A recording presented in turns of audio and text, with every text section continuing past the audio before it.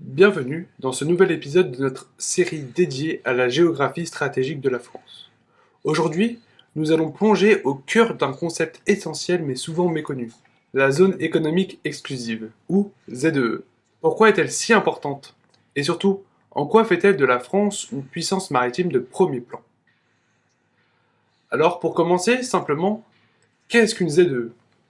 Une ZEE, ou zone économique exclusive, est une bande maritime qui s'étend jusqu'à 200 milles nautiques, soit environ 370 km au large des côtes d'un État. Dans cette zone, l'État a des droits souverains pour explorer, exploiter, conserver et gérer les ressources naturelles, qu'elles soient biologiques comme les poissons ou non biologiques comme les hydrocarbures. Il peut aussi réglementer la navigation, la recherche scientifique ou encore la protection de l'environnement. Et comment ce cadre juridique a-t-il été établi à l'échelle mondiale? Tout remonte à la Convention des Nations Unies sur le droit de la mer, signée en 1982 à Montego Bay, en Jamaïque.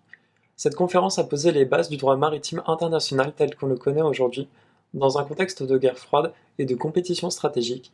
Il s'agissait pour les États de sécuriser leurs intérêts en mer.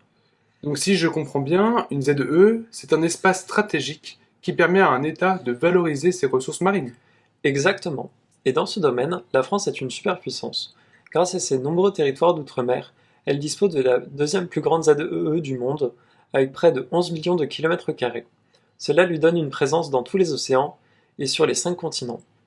Une manière de dire que le soleil ne se couche jamais sur la France. C'est impressionnant. Vous avez un exemple concret, peut-être un peu moins connu à nous partager?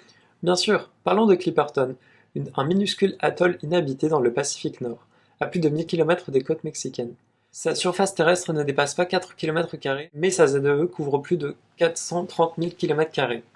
Ce territoire est rarement exploité, mais il suscite l'intérêt de certains pêcheurs mexicains, et inquiète les autorités françaises sur le plan sécuritaire.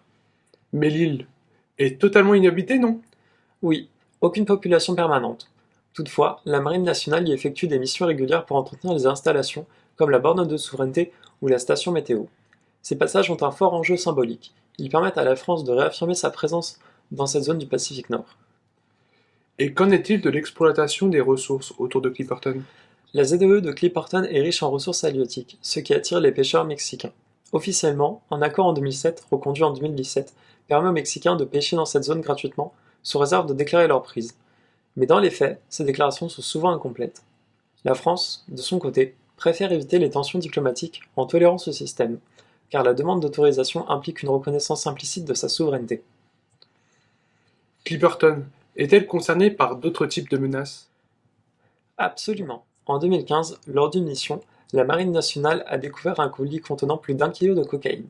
Il s'agit vraisemblablement d'un dépôt abandonné par des narcotrafiquants. Ce genre d'activité illégale est difficile à contrôler, car la ZEE est immense, aussi vaste que celle des façades métropolitaines réunies. Cela montre aussi que ces zones peuvent devenir des points sensibles de sécurité maritime. Outre la souveraineté qu'il permet d'affirmer, Clipperton offre des possibilités d'exploration des fonds marins, d'exploitation de ressources halieutiques, mais aussi de recherche environnementale, notamment sur les coraux et les espèces menacées. C'est une carte que la France garde précieusement dans sa main. Et ce cas n'est pas isolé, n'est-ce pas? Non, bien sûr, les îles éparses, dans l'océan Indien, sont un autre exemple clé. Elles couvrent une surface terrestre minuscule, mais génèrent une ZEE de plus de 640 000 km². Elles regorgent de ressources, notamment en hydrocarbures. Cependant, elles sont revendiquées par Madagascar, ce qui freine les projets d'exploitation. La Guyane aussi a été mentionnée. Que peut-on dire dans ce contexte? La Guyane française est un cas très intéressant. Elle possède non seulement une vaste façade maritime sur l'Atlantique, mais aussi un plateau continental sous-marin qui a été méticuleusement cartographié par la France, dans le cadre du programme Extraplaque. Ce programme a permis de soumettre une demande auprès de la Commission des Nations Unies sur les limites du plateau continental, qui a été acceptée en 2020. Résultat, la France a pu étendre sa ZEE au large de la Guyane, ce qui représente un gain stratégique important en termes d'accès aux ressources. Et ces ressources? On parle bien d'hydrocarbures, entre autres. Tout à fait. Le sol sous-marin guyanais pourrait contenir des réserves importantes de pétrole et de gaz, ce qui attire l'attention de nombreuses entreprises, notamment Total Energy. Mais cette richesse potentielle est au cœur d'un débat politique et environnemental très vif. D'un côté, certains élus locaux défendent l'exploitation pétrolière comme une opportunité pour relancer l'économie régionale, créer de l'emploi et financer les infrastructures. De l'autre, l'État français, soutenu par les écologistes, s'oppose à toute exploration Au nom de la protection de la biodiversité et du climat, la Guyane est en effet un territoire reconnu pour sa biodiversité exceptionnelle et sa contribution au rôle de poumon vert de la planète. Donc là encore, la France est face à un dilemme entre développement économique et préservation environnementale.